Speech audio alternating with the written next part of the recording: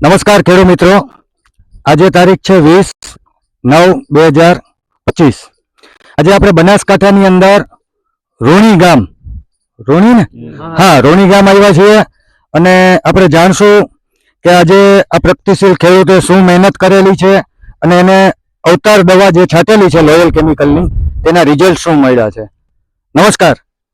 નમસ્કાર, તમારું નામ? મારું નામ રાજપૂત પરબતજી ઉકાજી, ગામ રોણી। અચ્છા, આ કઈ તાલુકો ધાનેરા, તાલુકો આ ધાનેરા। 37 નંબરે 37 નંબર। એમાં મગફળીમાં જે અવતારના એના બે ડોઝ માર્યા અવતારના। એમાં જે સાઈડમાં થોડું ટાળી નાખ્યું, બાકી રાખ્યું, તેમાં ને એમાં ફરક છે થોડો વધારે। બરાબર છે। તેમાં જે એક જ સંગાત અમે વાવેતર કર્યું હતું, એમાં આ જે નોખ્યો ને એમાં દોણામાં ને એમાં જે મગફળી કાચી રહે ને તે કાચી નથી રહી।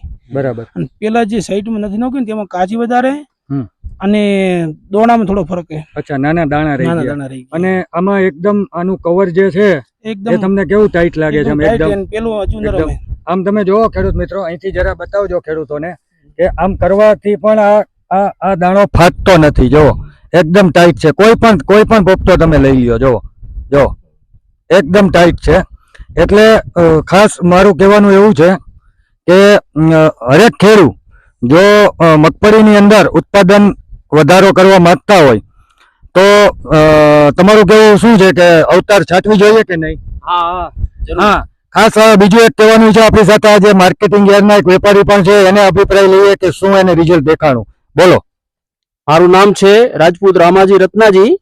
અને જે આ અવતાર જે છે આ દવા એ છંટકાવવાથી બહુ સરસ એનું રિઝલ્ટ છે અને મેં પોતે જાતે જોયું છે, એટલે એમનો પોપટો બી ખૂબ સરસ છે અને રિઝલ્ટ બી સારું છે। ઠીક છે, બરાબર। હા, એટલે ખેડૂતો માનો કે આ રીતે છંટકાવ કરે અને માર્કેટિંગ યાર્ડમાં વેચે તો એને બીજી મગફળી કરતા ભાવ ફરક મળે ને મળે, બરાબર ને? ધન્યવાદ।